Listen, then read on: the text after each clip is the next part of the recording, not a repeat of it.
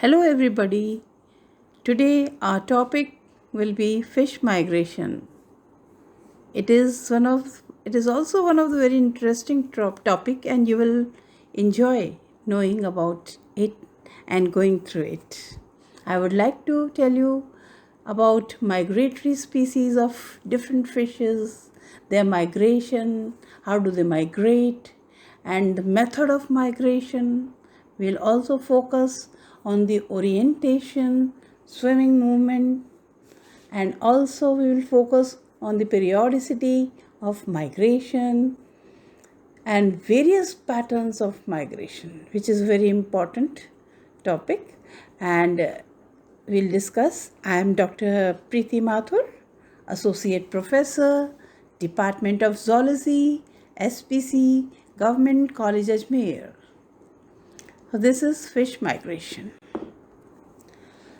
This slide is of introduction, and in it I would like to tell you that the few species of fishes travel long distance, moving from one place to place in search of food or for breeding. This movement of a large number of fishes for the purpose of feeding or spawning is known as migration. According to Baker, it is a very renowned scientist, in 1998, it is the act of moving from one spatial unit to another.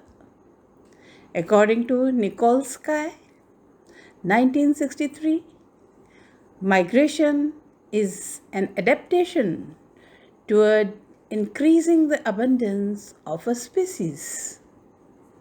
Now, migration behavior is, of course, one of the phenomena in the life histories of the fish directed toward reproductive success. Migratory species. Several species are migrated of mature adults for spawning and feeding. These are the examples of migratory fishes. I would tell you the examples of some of the migratory species. Number one is the cod. Their zoological names are written in the brackets. It is called as Gadus morhua. Second is herring. The zoological name is Clupea harengus. Third is salmon. It is salmon species. Then fourth is eel. We also call it as anguilla. And fifth is hilsa, hilsa. Sixth is three-spined stickleback, gastrorhecus and aquilius. It is the zoological name. And seventh is the lampreys. We also called it as Petromyzon marinus. And the eighth one is the tanus, which is called as Thunus thanus. Now in this slide, I would like to show you the types of migration. Migration may be the following types. Number one is alimentary migration. This is in search of food and water. Second is gametic migration. It is for reproduction. Third is climatic migration. It is to secure more suitable climatic conditions. And another one is osmoregulatory migration. You know what is osmoregulatory? We know it very well. There is different concentrations of ions in water, and due to that the animal has to migrate. That is the fish, they have to migrate. So osmoregulatory migration.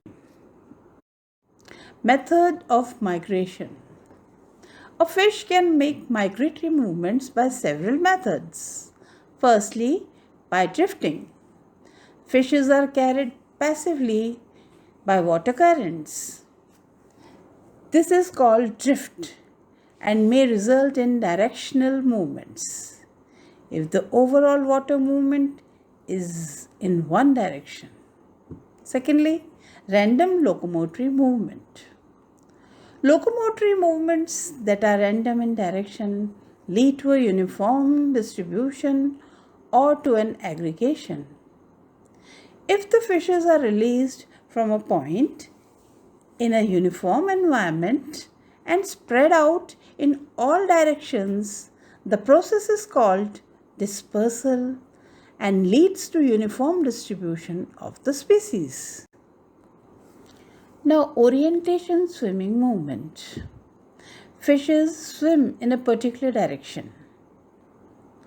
Secondly, either towards or away from the source of stimulation or at some angle to an imaginary line running between them and the source of stimulation.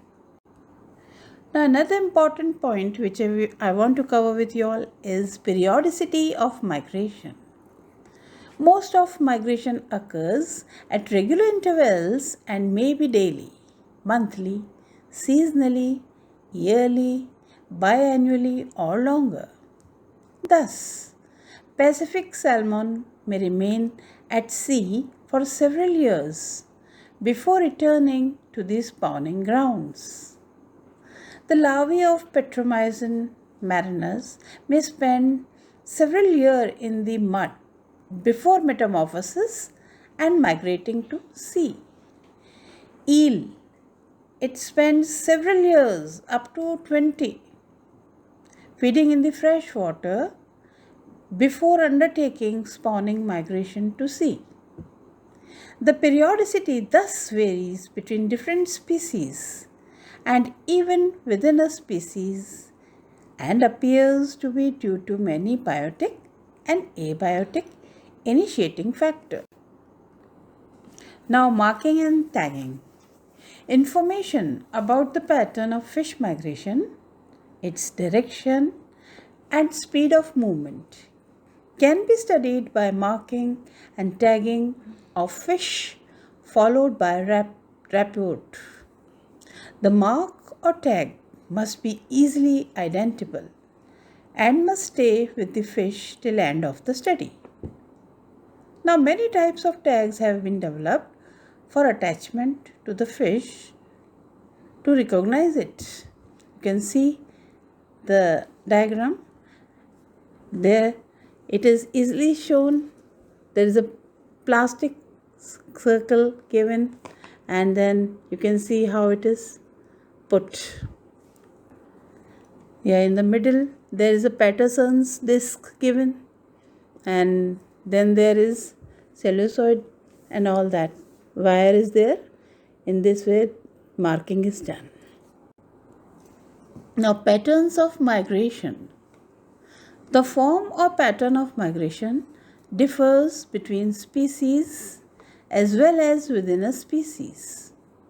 Mayer's 1949 has used the following terms to describe fish migration. First one is DIADROMOUS fishes. In it, A is Anadromous, where salmon and hilsa fishes are put. Then Catadromous, the example is anguilla, and Amphidromous. Third C is Amphidromous. Diadromous, then there is POTAMODROMOUS fishes, and thirdly OCEANODROMOUS fishes. Dear students, I am stopping here for this part of my lecture. We'll continue with the next part of my lecture with POTAMODROMOUS fishes, Amphidromous fishes and OCEANODROMOUS fishes. We will see and we'll also discuss about the factors influencing and controlling the migration. We'll also discuss about the mechanism of orientation and various causes of migration, which is very important. We'll also study the advantages of migration. So all this we'll study in my B part of my lecture, second part of my lecture. I stop here. So students, I thank you here only. I am again repeating my name, Dr. Preeti Mathur, Associate Professor, Department of Zoology, SPC, Government College Ajmer. So students, be tuned with me. My email address is there. If you have any query, please do ask me. Thank you.